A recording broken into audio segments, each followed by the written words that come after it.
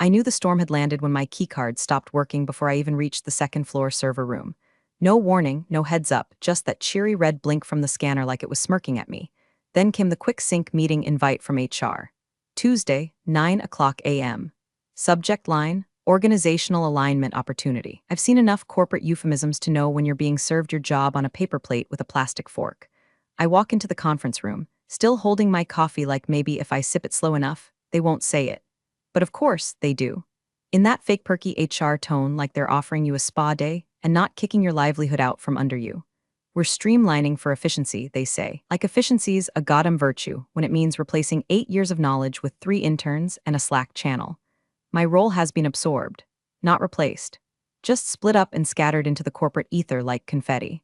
They hand me a packet labeled separation terms and a $2,000 severance check, like that's supposed to cover 8 years of sleepless upgrades, weekend fire drills, calming down executives who thought Amazon S3 was a new kind of smoothie.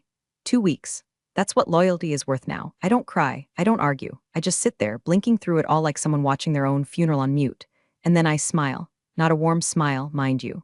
That tight-lipped, dead-eyed customer service smile I save for people who deserve to trip over their own shoelaces in a parking lot.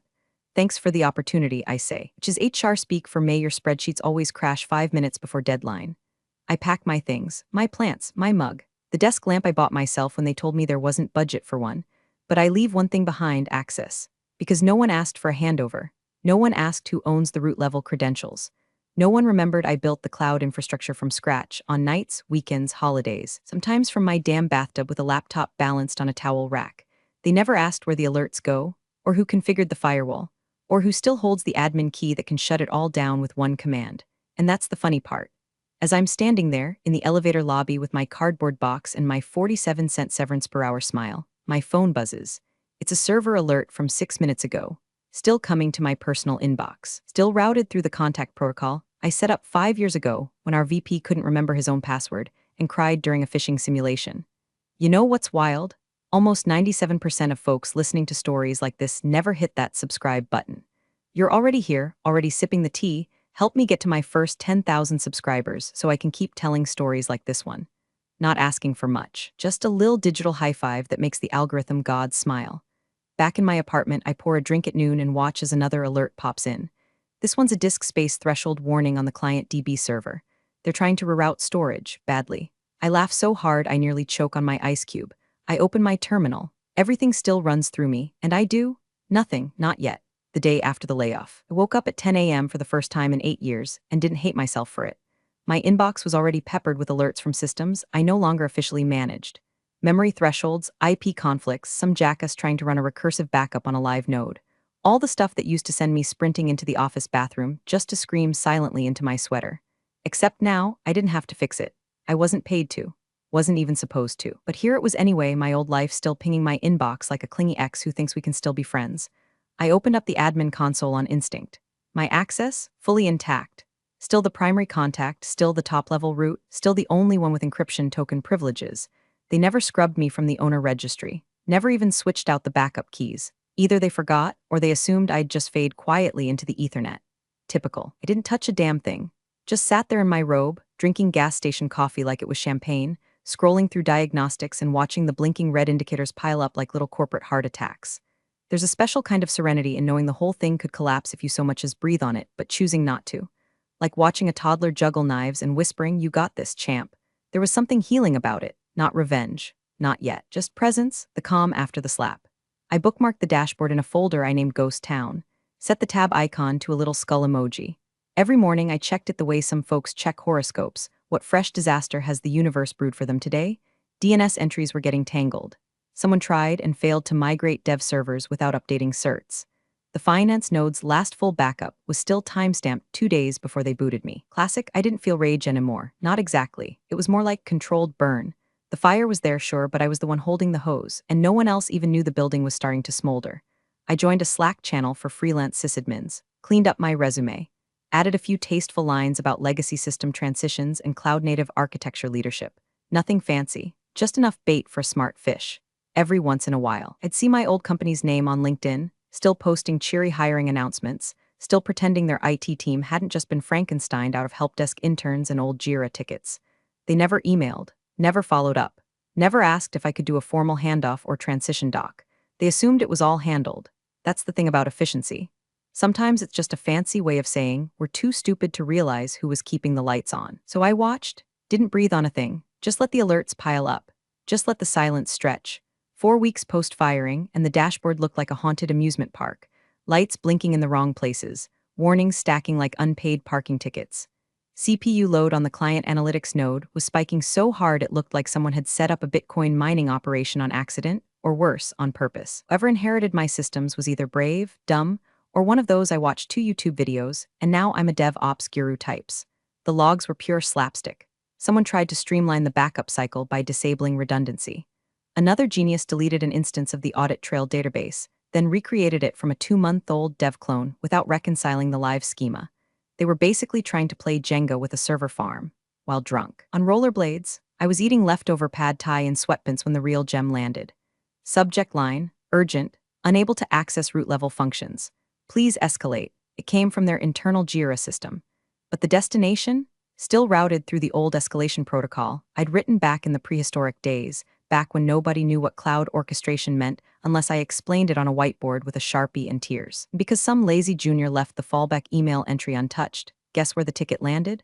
Right in my personal inbox. Timestamp 3:42 a.m. Because of course, the server broke in the middle of the damn night, and because they had no root access, and because someone probably tried to overwrite a credentials file with a JSON copy they found in an old Slack thread. I reread the ticket twice just for flavor. Immediate assistance required. Client dashboard access is down. Internal reset failed, escalating to Tier 3. Tier 3, huh? That used to be me. They even CC'd a manager. I remembered Tony, the guy who once asked me if firewalls were optional if you trust your team. I took another bite of cold noodles, let the silence sink in. Then very slowly I dragged the ticket into a folder marked archived lol. Didn't reply, didn't forward, didn't delete, just kept it, like a trophy. I could practically hear the panic behind that subject line. Someone in that office had just realized the keys to the kingdom weren't in their hands. They were in mine, still, and I hadn't so much as changed a password. I didn't have to. They'd done it to themselves, tripped over the wire, then blamed the dark. I refreshed the dashboard just to watch them scramble. Another alert hit. Cloud object storage limit exceeded. Idiots were hoarding redundant media files again. One had changed the auto-purge policy to never delete. Bless their hearts. I poured a drink. Laughed. Archived that one too. Power doesn't always have to shout. Sometimes it just sips bourbon, reads error logs like bedtime stories, and lets incompetence do the dirty work. There's a special kind of satisfaction in clicking submit application to the one company your old boss used to trash at every quarterly meeting. They're bleeding clients, he'd say, puffed up like a middle manager peacock. Legacy codebase, weak cloud pipeline, no vision. Right. Well, guess who just opened a senior systems architect position with remote flexibility and a salary that made my old paycheck look like a punchline? I tightened up my resume, sprinkled in just enough salt to taste, decommissioned redundant systems, streamlined hybrid cloud architecture, developed proprietary admin routing protocols. That last one was the dagger in the ribs, and they wouldn't even know it. Interview came fast. CTO himself. Black t-shirt, neckbeard, camera off, exactly the kind of guy who smells like yerba mate and thinks Vim is a personality trait. But sharp. Listened when I spoke. Didn't mansplain REST APIs or interrupt to ask if I'd ever configured a load balancer in real life. Then he leaned back in his virtual chair and said, "Tell me about your last gig." I gave him the curated version. 8 years, built it from the ground up. Systems ran clean until they didn't. He smirked. "Let me guess, they replaced you with?" "Templates, close," I said. "They decided to optimize with a cross-functional approach. Put a design intern in charge of IAM." That made him laugh like real laugh, hand over mouth, had to mute himself laugh. I leaned in a little, dropped the kicker. Funny thing is, I still get some of their server alerts, as nobody updated the routing logic I built. But hey, who's counting? He didn't ask follow-up, didn't need to. That grin said everything that he knew that they all knew. My old company had been stumbling across the industry like a drunk in a hall of mirrors, and here I was, walking in sober. Offer came same day, 20% bump in salary, signing bonus, zero micromanagement, full-stack infrastructure leadership on my terms, and the best part, the job wasn't just sweet revenge. It was respect. No more being talked over in meetings by guys who thought root access was a euphemism. No more patching security holes after hours because someone installed a sketchy plugin from Reddit. No more watching clueless execs dismantle years of stability like toddlers with a hammer. My new boss called me a rare find. I told him I was just tired of cleaning up after stupid. That night, I opened the old dashboard again. Same blinking alerts, same stupid errors, same silent inbox full of desperation tickets marked urgent. But now I was busy. It started with a LinkedIn post from Mark, one of the last decent engineers still tethered to that sinking cruise ship of a company. Just a photo of his dog and a caption. Some weeks are tougher than others. Hug your pets. Translation. Servers are on fire and someone probably triggered a rollback without versioning the data. Then came the text from Carla, ex-project manager, chronic overscheduler, queen of passive-aggressive Jira comments. Hey Julia, hope you're well. Quick cue, do you happen to still have access to the server credentials for the finance environment? No one seems to be able to reach the backups. I didn't answer. I didn't even leave it on read. Just watch the typing dot stutter like a dying heartbeat and vanish. She never followed up. Then Chris, who once accidentally deleted a shared folder labeled Q3 Payroll Final, messaged me on Signal of all places. Not sure if this is still your number. We've got an issue with client portals not authenticating. Legal's breathing down our necks. Can you please just reset the credentials? He even used the word please. That was new. Last time I saw him, he called me overly territorial for locking down root access like it was a nuclear silo. Guess it turns out the button is red for a reason. Still didn't reply. Because here's the thing, they had every chance to make a clean break. To say, hey Julia, can we schedule a proper handover? To acknowledge that 8 years of tribal knowledge doesn't fit inside a Slack export and a Google Drive folder marked documentation, whip. But they didn't. It cut me loose like an expired password. So I let them float, right into the riptide. I heard through the grapevine they hired a contractor off Fiverr to try and clean up the code. Poor soul didn't even last a week. Apparently tried to migrate LiveAuth tokens without realizing they were dynamically generated per session and tied to a phantom proxy node. Real bleeding-edge genius stuff. Payroll broke next. Auto-sync between the HR system and the banking API stopped firing. Employees started getting paid wrong, some not at all. Morale cratered. Rumor was a few devs staged a mini walkout, didn't quit. Just went ghost during work hours, like digital sabotage in slow motion. Then the big one, client accounts went dark. Authentication failures across the board. One of their biggest contracts, an insurance firm with zero patience for downtime, locked them out of their admin dashboard and issued a formal warning. The kind that spells breach of SLA in all caps. Word got around fast. Every IT consulting firm in the city got a version of the same email. Urgent need, senior infrastructure specialist, immediate start, prior experience with hybrid cloud preferred. They were tossing out lifelines, hoping anyone could swim, but not me.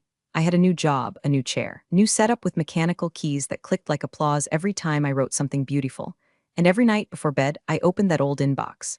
The tickets kept coming, and I kept archiving. Thursday morning, rain smacking the window like it was trying to knock. I had Miles Davis on low and a mug of coffee that didn't taste like panic. For once, no server alerts, no deployment gone wrong, no fire to put out before 9 a.m., just me. Quiet apartment and a to-do list that wasn't scrawled in someone else's blood. Then it hit. Subject line, escalated to Tier 3 legal risk. Timestamp 4:47 a.m. Severity, RED origin, corporatin for atolled company. Calm destination, me, still me, always me. I stared at it for a moment like it was a ghost that walked back into the room wearing my name. The body of the ticket was a word salad of desperation. Unable to verify data restoration point for Q2 archives. Client SLA breach likely. Pending litigation possible if data not recovered within 48 hours. Immediate Tier 3 escalation. System admin contact unavailable. Root access required. My name wasn't in the email, but I felt it. Like heat from a stove you didn't know was on. This wasn't a system crash. This was a lawsuit countdown. Someone somewhere had royally screwed the pooch, probably tried to rebuild a data cluster using a staging snapshot and corrupted the client logs. And now legal was circling. Because once contracts get breached, it's not just about uptime anymore, it's about trust, liability, dollars and knives on the table. I didn't reply. I clicked print. My wireless printer hummed to life like it knew this was special. Highlighter in hand. I went old school, yellow across pending litigation. Pink over root access required. Orange around admin contact unavailable. Then I slid it into a black folder, dead center between credential requests ignored and Slack begging compilation. Label on the front, why you don't fire quiet women. See, they thought silence meant surrender, that walking out without drama meant I had nothing left to say.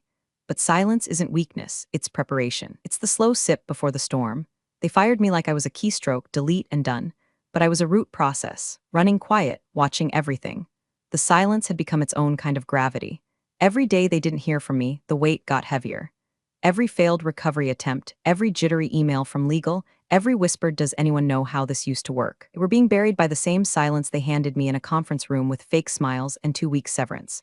I could have reached out, could have offered to consult, but I was done offering. Now I collect, not payment, proof, and they keep sending it, one urgent ticket at a time. The post hit LinkedIn like a depth charge. After thoughtful consideration, we've decided to transition to a new infrastructure partner due to repeated service interruptions. Appreciate our former vendors' efforts and wish them the best moving forward. No name, no finger pointing, just corporate obituary phrasing for "we've had enough of your bullshit, and our patients died last Thursday at 3:16 p.m. The company that posted it? Grayson Mutual, one of the oldest, prickliest insurance firms in the region. The kind of client who reads terms of service like scripture and files escalation tickets in triplicate. Kind of client who doesn't change vendors lightly. And I remembered onboarding them. 3 years ago, they came to us with a mess of on-prem servers and a CTO who thought cloud migration meant uploading everything to Dropbox. I built their pipeline from scratch, gave them failover redundancy, streamlined backup logic, real-time sync. I handheld that entire transition like a midwife pulling data through the birth canal. And now they were gone. Publicly. It didn't take long for the dominoes to fall. Internal Slack messages leaked, panicked threads about lost database connections, and backup authentication tokens that no longer resolved. Screenshots of group chats with the CTO yelling in all caps, "Why are we down? Fix this now." Then the website went offline. Full white screen. No redirect, no cached landing page, just 404-shaped failure. Social media manager tweeted something cute about scheduled maintenance, but nobody was buying it. Uptime monitors showed the site had gone down hard and not gracefully. Probably someone tried to reboot the container and ended up nuking half the DNS records. That was the last straw. Not for them, for me. I opened my laptop, composed a short, surgical email to a contact at Grayson, the same one who once sent me a fruit basket for walking her team through a particularly ugly S3 migration. Subject, available for consultation. Hi Taylor, saw the transition news. If you ever need infrastructure recovery advice or just someone who knows where the bodies are buried, I'm happy to consult. No pressure, of course. Hope you're well. Warmly, Julia. No attachments, no resume. Just an open door and a subtle nudge that the person they needed wasn't sitting in a glass tower pretending to be a sysadmin with a Google search tab open. Within 10 minutes, the email was marked read. Within 30, I had a reply, "Let's talk Monday." I didn't gloat, didn't screenshot it or blast it in a group chat. I just smiled. Quiet, measured. Like a storm system watching the radar light up red while sipping wine from a safe distance. Because by now, my silence wasn't passive. It was tactical. It was leverage. And every second they spent spiraling, every client they lost, every ticket they escalated into the void, they were finally feeling what it's like to be ignored. To scream into the abyss and have the abyss hit archive. The email came in with the fake professionalism only HR can conjure when they're riding through gritted teeth. Subject line, consulting opportunity urgent, like they were doing me a favor. Hi Julia, reaching out to explore the possibility of a short-term consulting engagement related to system continuity and infrastructure recovery. Your historical familiarity with our cloud environment may prove valuable in restoring operational efficiency. Please let us know your availability to discuss potential next steps. Translation, everything's broken, legal is screaming, and you're the only one who can unfuck it. No apology. No acknowledgement. Not even a "we may have made a mistake." Just corporate crocodile tears typed in Arial 11. I waited 2 hours, just enough time to let the silence stretch, but not long enough for them to think I was hesitant. Then I replied, "My rate is $15,000/day paid upfront. I do not guarantee results. I will not sign an NDA. I will not assume liability for prior mismanagement. I'll work remote, maximum 2 days. Let me know if that aligns with your budget. No best regards." No emojis, no fluff. They didn't respond right away. But I imagined the HR Slack channel lighting up like a panic disco. Is this real? Can we negotiate? Do we even have 15 grand a day? They balked, obviously. And I shrugged. Obviously, because I wasn't waiting for them. Later that night, I was sipping a Manhattan in a low-lit corner booth when my new boss walked in. A CTO who actually knows what a container is and doesn't treat women in tech like exotic pets. He smiled, dropped his phone on the table, and said, "I saw that Grayson contract. Nice work." I raised my glass, "Told you I knew where the bodies were buried." He laughed and flagged down the waiter. "Steaks on me tonight?" "Hell, you want dessert first, I'll make it happen." And there, in that booth with good whiskey, a medium-rare ribeye, and someone who finally got it. I felt it settle deep in my bones. Power. Not the kind you chase with titles or beg for in performance reviews, but the kind you earn in silence. The kind that walks away and makes them follow. It ended the same way it began, quietly. Calendar ping, June 15th. The final clause of my severance agreement officially expired at midnight. Legal muzzle they gave me in exchange for 2 weeks of hush money was now just a PDF gathering dust in my Google Drive. So I made a little ritual of it, woke up early, put on the same cardigan I wore the day they fired me, still smelled faintly of stale coffee and bad decisions, brewed a fresh pot, sat down at my desk, cracked my knuckles, opened the admin console one last time, not to change anything, not to crash their servers or sabotage backups, just to end the tether. One by one, I disabled every legacy alert tied to my name. Server health, CPU load, cloud billing, SSL renewals, firewall pings, IAM resets, all those tiny beacons that had flickered into my inbox for years, long after they'd shown me the door. Gone. Then I pulled up the routing list, found my email still listed as the fallback admin on Tier 3 emergencies, and hit delete. System didn't even prompt me for confirmation. Just click and I was gone. They were now completely alone in the house they burned down. No smoke detectors, no keys, no map. And then, as if on cue, I got the final piece of the story. News alert from Tech Insider. Breaking. Midvale Tech Solutions announces strategic merger with Riverton Group following months of internal instability. Executives call the deal a fresh chapter. Fresh chapter. That's what they're calling surrender now. I read the article, twice. Skimmed past the fluff about synergies and enhanced verticals. Buried in the third paragraph was the real confession. Sources close to the deal cite persistent infrastructure issues and high-profile client losses as contributing factors to the merger. No one mentioned my name, of course not. But I saw my fingerprints in every sentence. That failed merger wasn't the work of sabotage. It was the work of silence. They underestimated me, dismissed me, fired me for being inefficient, and then slowly, methodically, they drowned in the hole they never bothered to see me holding shut. I closed the article, closed the console, closed the laptop, leaned back in my chair and exhaled. Not revenge, not rage, just peace. The kind that only comes when you stop proving your worth and start letting the consequences speak for themselves. And somewhere in a boardroom, a new exec is probably asking, wait, who set up this system? Too late. The quiet woman left the building, and she took the oxygen with her. Big thanks for watching, you sneaky seniors.